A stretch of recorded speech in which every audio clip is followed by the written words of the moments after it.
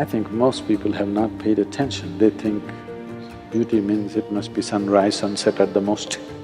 The very way a person walks is beautiful, that geometrically things have fallen into place. The cosmos itself is perfection of geometry. If I look at a man or a woman, first thing is, I see their geometry from head to toe.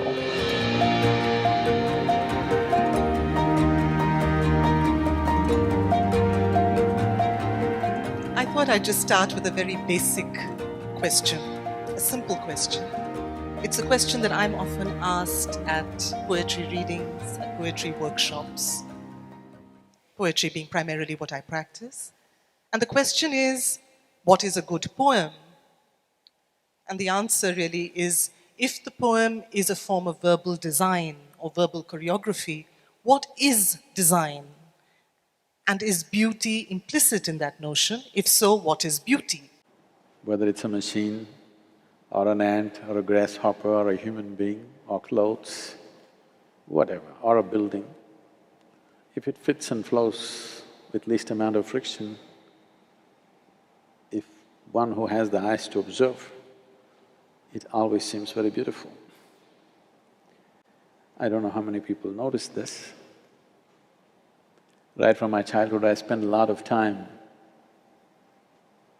paying attention to every kind of insect. And I found insects are the most fabulously designed creatures on the planet. And every kind, if you look at them, in terms of color, in terms of geometry, in terms of variety of activity that they can do, they're so fabulously designed. So, when I say you're beautiful, don't think I'm saying you're an insect. That's not what I meant. I'm saying different creatures, we have 2 legs, somebody else has 4 legs, somebody else has 6, 8, 12, whatever number. But the beauty of nature and evolution is the design has been perfected. I think most people have not paid attention. They think beauty means it must be sunrise, sunset at the most. Small things are very beautifully made because with least amount of friction, they've learned to function. If you look at… if you look at the activity, if you measure the activity, let's say of an insect, how much activity an insect is performing, for how many calories that he consumes. Obviously, he is geometrically perfect, least amount of friction.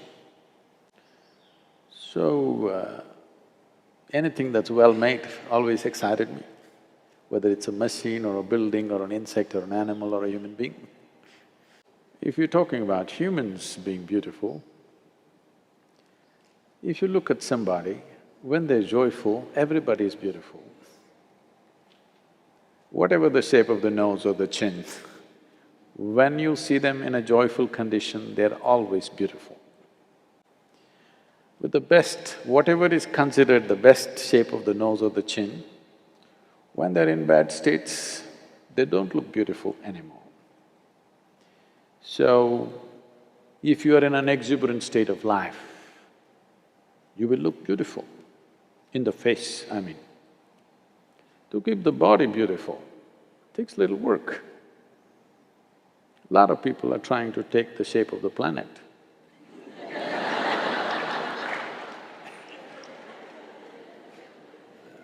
No, I'm not saying in an insulting way, I'm saying…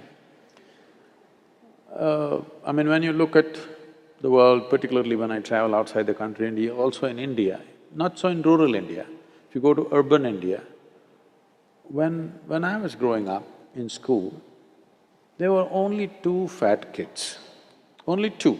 And we always thought, they were like stood out because all of us were scrawny, because there was so much activity and so many things to do.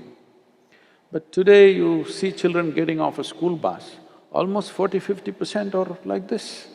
Maybe it's part of the evolution that they're trying to become like the planet. So, isn't a round person beautiful? See, that way if you look at it, it's the way you look at it. You can look at anything as beautiful.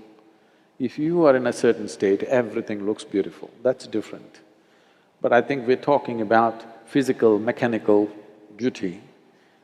That mainly means geometrically there is some perfection where things operate with least amount of friction. Suddenly the very way a person walks is beautiful because there is not lumbering around.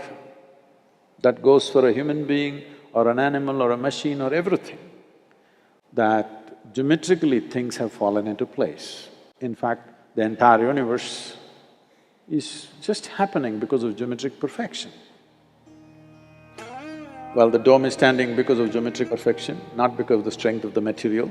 All the buildings we designed here, we always saw how it can be geometrically perfect so that the material that we use is very little because our problem is always budget.